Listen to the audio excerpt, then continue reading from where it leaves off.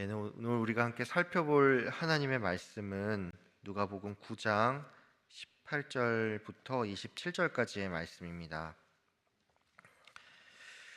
누가복음 9장 18절에서 27절까지의 말씀입니다. 신약 106페이지쯤에 있습니다.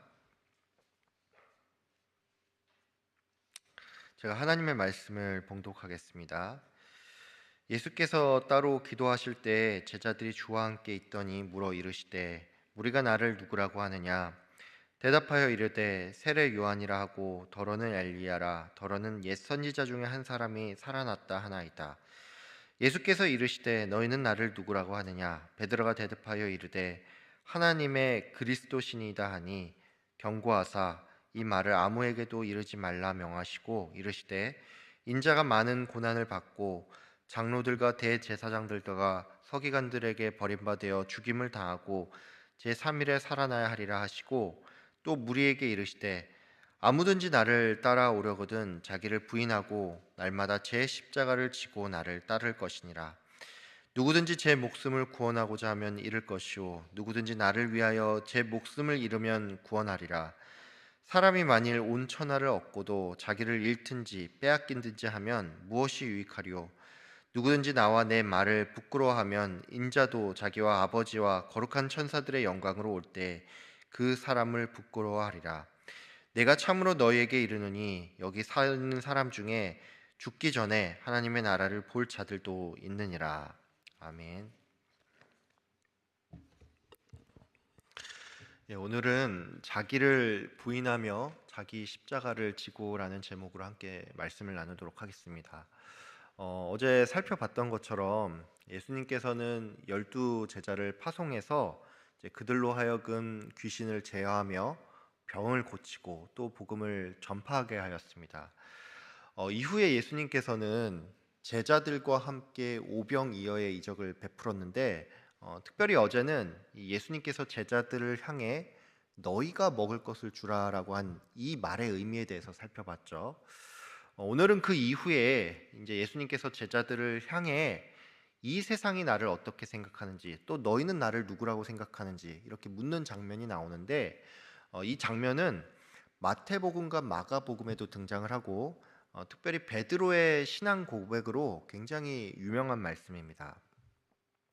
참고로 누가복음은 마태복음이나 마가복음과 다르게 이 오병이어의 사건 바로 뒤에 이 베드로의 신앙 고백이 등장한다는 점에 있어서 다른 두 복음서와는 약간 차이가 있다고 할 수가 있습니다. 마태복음이나 마가복음 같은 경우에 이 오병이어의 사건과 또 베드로의 이 신앙 고백 사이에 이제 몇몇 사건들이 더 나옵니다. 가장 대표적인 것으로 예수님께서 물 위를 건너와서 제자들에게 나타난 일이라든지 칠병이어 사건, 그리고 바리새인과 사두개인이 예수님께 나와서 이 하늘의 표적을 구하는 이런 내용들이 더 나온다는 것이죠. 성경학자들은 이 누가의 생략과 관련해서 아마 저자가 이 책을 기록했을 당시에 예수님의 행적과 관련하여 여러 사람들의 말을 듣고 또 전승 자료를 찾고 나니 굳이 자신의 책에 이 내용을 중복해서 적을 필요가 없다라고 판단해서 이것을 생략했다라고 이렇게 설명을 합니다. 근데 이 설명은 맞을 수도 있지만 맞지 않을 수도 있습니다. 우리가 잘 아는 것처럼 누가는 의사였죠.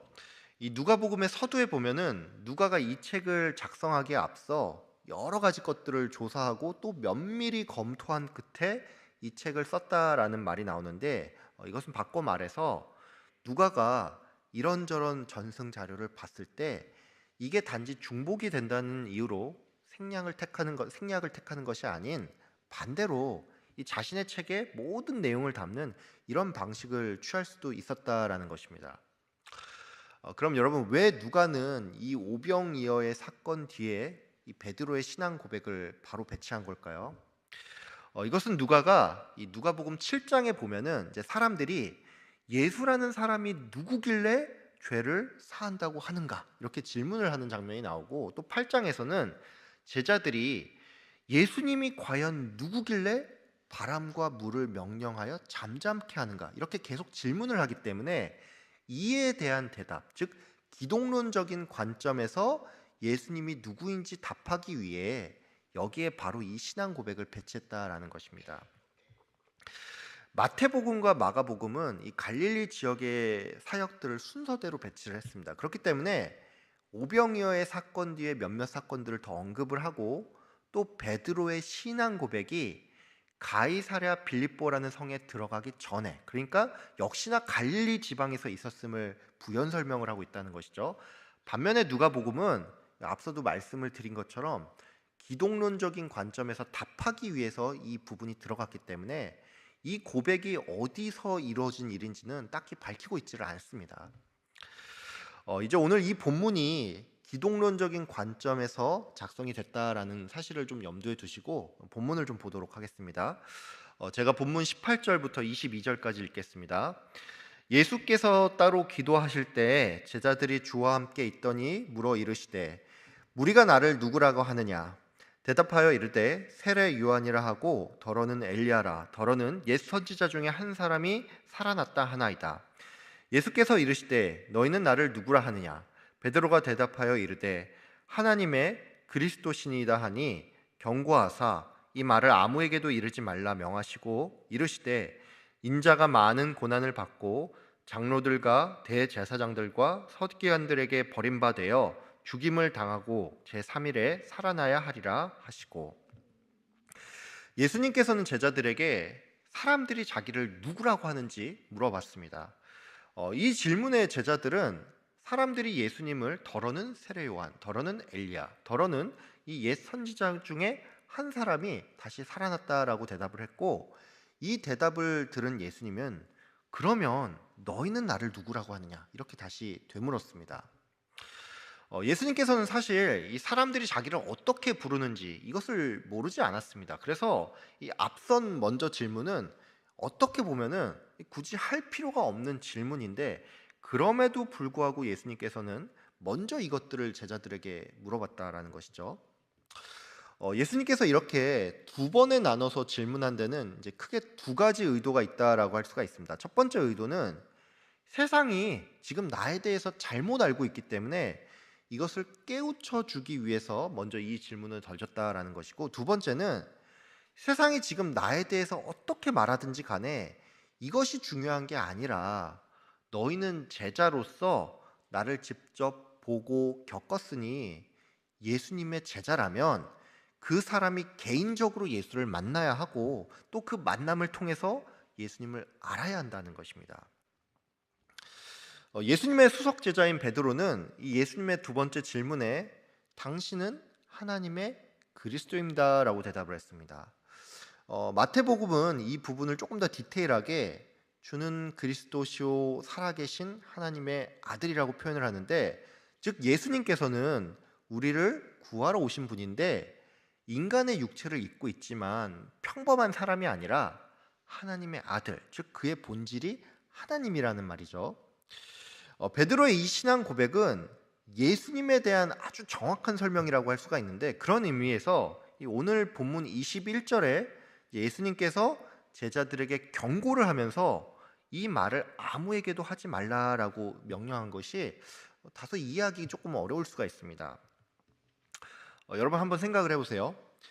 세상 사람들은 지금 예수님이 어떤 분인지를 정확히 알고 있지 못하죠.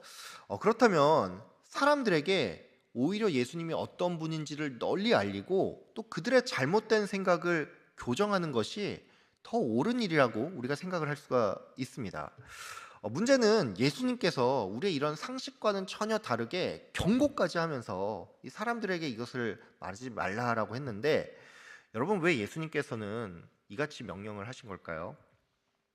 여기에는 두 가지 이유가 있는데, 이제 첫 번째 이유는 예수님의 때가 아직 이르지 않았다라는 것입니다. 쉽게 말해서 예수님의 정체가 세상에 너무나도 빨리 알려지면 도리어 정치적인 위험만 가중이 되면서 이 십자가의 구속 사건이 제대로 이루어지지 못할 뿐만이 아니라 제자들이 이 공생의 기간 동안에 양육을 받을 시간이 부족해지는 이런 예상치도 못한 어려움이 발생할 수가 있다라는 것입니다.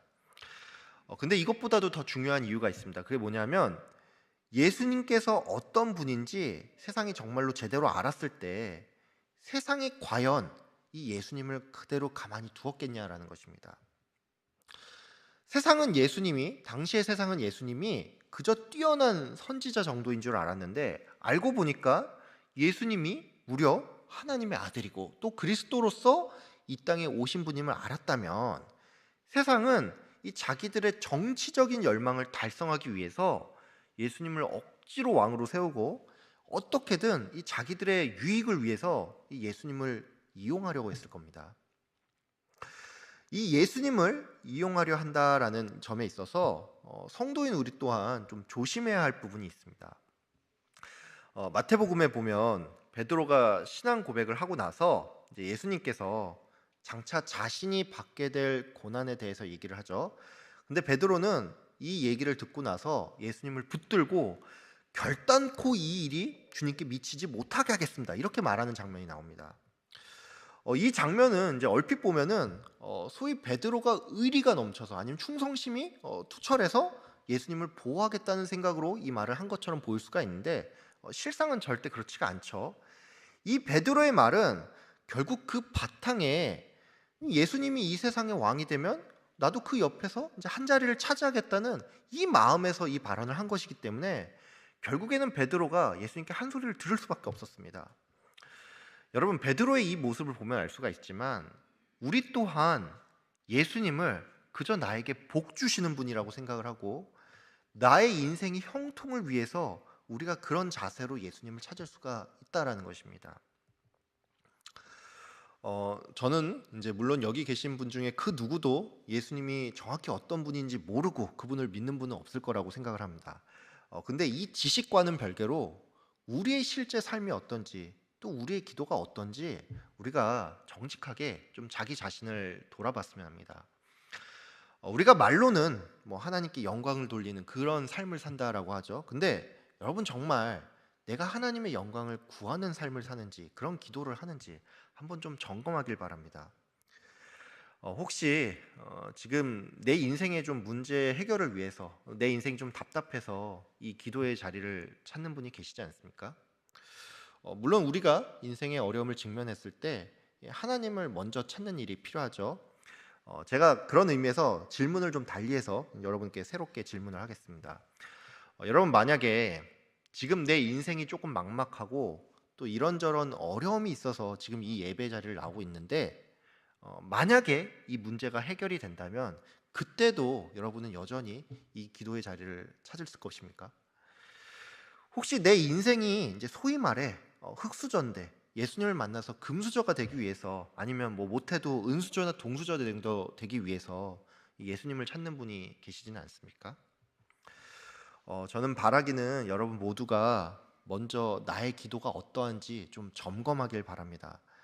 내가 지금 예수님을 찾는 것이 어떤 이유인지 좀 스스로 돌이켜 보시고, 만약 이기적인 이유 때문에 지금 내가 예수님을 찾고 있다면 이것을 좀 내려놓으시고, 예수님이 이 땅에 오신 것, 예수님이 나에게 오신 것은 영생을 주기 위해 오셨다는 사실을 기억하면서 이것을 묵상하는 가운데 참된 만족과 기쁨, 또 위로를 얻는 여러분들이 다 되시기를 바랍니다.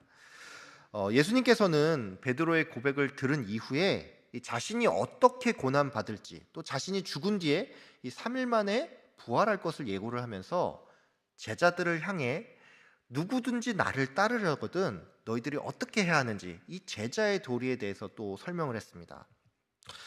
예수님께서는 제자들에게 먼저 나를 따르려거든 자기를 부인하고 날마다 자기 십자가를 지라고 말씀했습니다. 같은 맥락에서 자기 목숨을 구하는 자는 죽을 것이며 나를 위해서 목숨을 잃으면 구원을 받을 거라고 말씀을 하면서, 세상을 사랑하여 세상 것을 다 얻는다고 해도 영생을 잃는다면 이처럼 무익한 일이 없다라고 말씀하셨습니다. 예수님께서는 이 제자의 도리와 관련해서 자기 부인을 가장 먼저 언급을 했는데, 이 자기 부인과 관련해서 우리가 조금 짚고 넘어갈 부분이 있습니다. 로마서 10장 10절에 보면 사람이 마음으로 믿어 의에 이르고 또 입으로 시인하여 구원에 이른다라는 말씀이 나오죠. 즉, 성도가 성도되기 위해서는 예수님에 대한 바른 이해와 믿음, 또 신앙 고백이 꼭 필요하다라는 것인데, 이후에 성도가 성도답게 살아가는 일에 있어서는 그 핵심이 바로 자기 부인에 있다라는 것입니다. 이 자기 부인은 자기 중심성과 또 내가 내 인생의 주인임을 내려놓는 일이라고 할 수가 있는데, 제가 이와 관련해서 이제 여러분의 이해를 돕고자 저의 일화를 하나 좀 소개해 드리겠습니다. 제가 이 자기 부인과 관련해서 어쩌다가 매주 법회에 참석을 하고 또 수련을 위한 이 모임에 나간다는 소위 진성 불교인들과 한번 대화를 나눈 적이 있습니다. 제가 이분들한테 이 기독교의 핵심에는 자기 부인이 있다라는 그런 말을 했는데, 이들이 이 말을 듣고 굉장히 깜짝 놀랐습니다. 저는 왜 그렇게 깜짝 놀랐냐라고 물어봤는데, 이제 이분들이 말하는 게, 불교인들 대부분은 이 기독교인을 바라볼 때 기독교인은 뭔가 굉장히 욕심이 많고 또 자기 부인에 별 관심이 없는 것처럼 보인다면서, 그런 의미에서 이 기독교의 핵심에 자기 부인이 있다는 사실이 굉장히 놀랐고, 또 불교도 사실 이 자기 부인이 핵심이라는 말을 저한테 하는 것이었습니다. 저는 이 말을 처음 들었을 때 뭔가 종교인들 간에 좀 통하는 부분이 있나 보다라고 생각을 하고 이제 그 사람들의 얘기를 끝까지 들었는데, 듣고 보니까 이 불교가 말하는 자기 부인과 이 기독교의 자기 부인은 그 목적도 결말도 완전히 다르다는 것이었습니다. 여러분, 불교인에게 있어서 이 자기 부인은 이게 어떤 의미냐 하면, 자아가 있으면 여기서 집념이 생기고 이 집념이 모든 고통과 갈등의 원인이기 때문에 이것으로부터 벗어나기 위해서 이 자기를 비운다라는 개념입니다. 불교인들은 이런 맥락에서 뭐 비우는 것이 채우는 것이다 이런 표현을 하는가 하면, 뭐 산은 산이요 또 물은 물이다 뭐 이런 말을 하기도 하는데, 당연한 소리죠. 야, 산은 산이고 물은 물이죠. 여러분, 이게 얼핏 들으면 이게 무슨 말장난처럼 들릴 수가 있는데, 그분들이 설명을 하는 게 이게 어떤 의미냐면, 자아를 비우고 있는 것을 그냥 있는 그대로 바라보라는 그런 얘기를 하는 것입니다.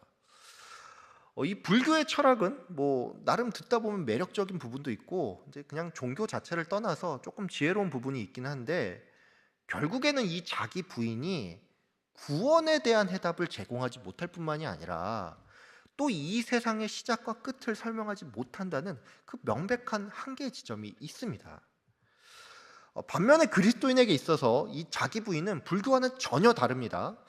그리스도인의 자기 부인은 영생이라는 명백한 결과가 있을 뿐만이 아니라 그 자기 부인이 거기서 끝나는 것이 아닌 다시금 십자가를 지기 위한 그 과정이라는 것입니다. 예수님께서는 제자들을 향해 자기를 부인하고 또 자기 십자가를 지고 나를 따르라고 했습니다. 여러분, 이게 무슨 말일까요? 십자가는 예수님께서 지신 것이죠. 이것은 바꿔 말해서 예수님이 하나님의 뜻에 순종하여 십자가를 진 것처럼 너희도 예수를 닮아 하나님의 뜻에 순종하는 그 사람이 되어야 한다는 말입니다. 즉, 성도는 그냥 자기를 부인하는 데서 거기서 끝나는 것이 아니라 예수님을 닮아가는 그 자리로까지 나아가야 한다는 것입니다. 여러분, 그러면 과연 우리는 어떻게 예수님을 닮을 수가 있을까요?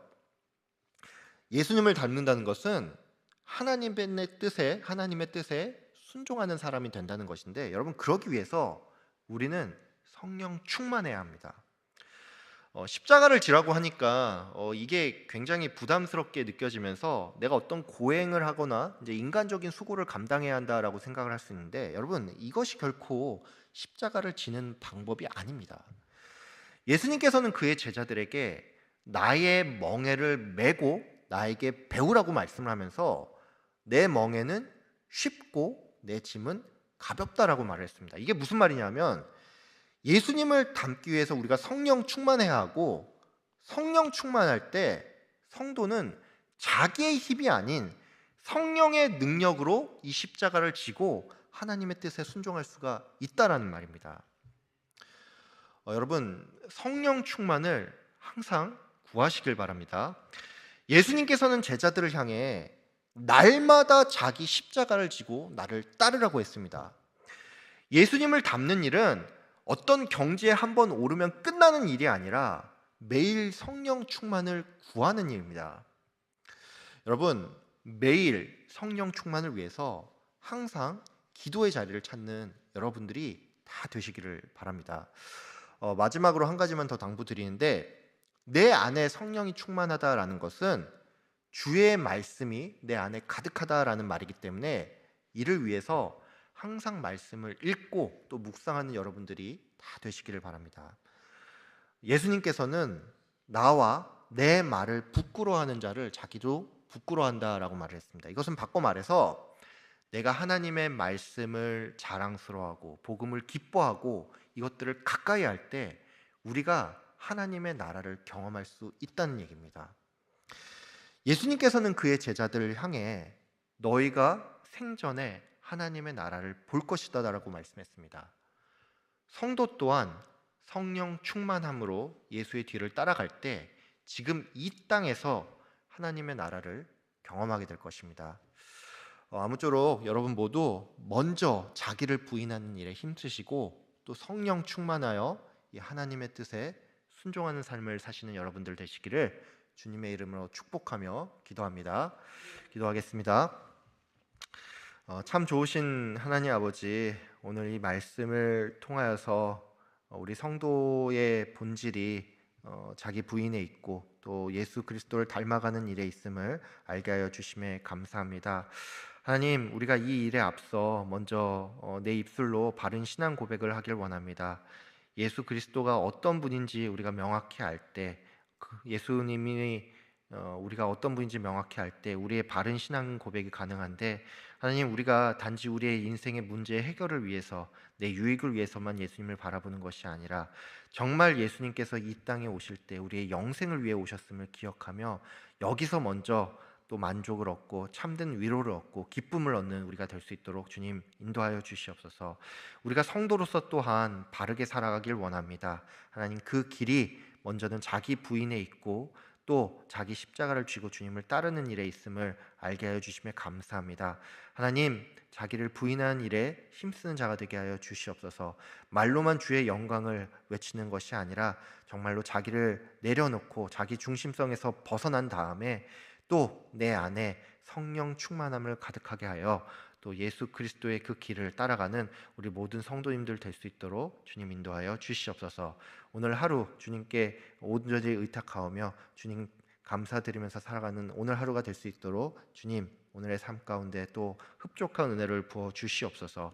감사드리며 예수 그리스도의 이름으로 기도드립니다. 아멘.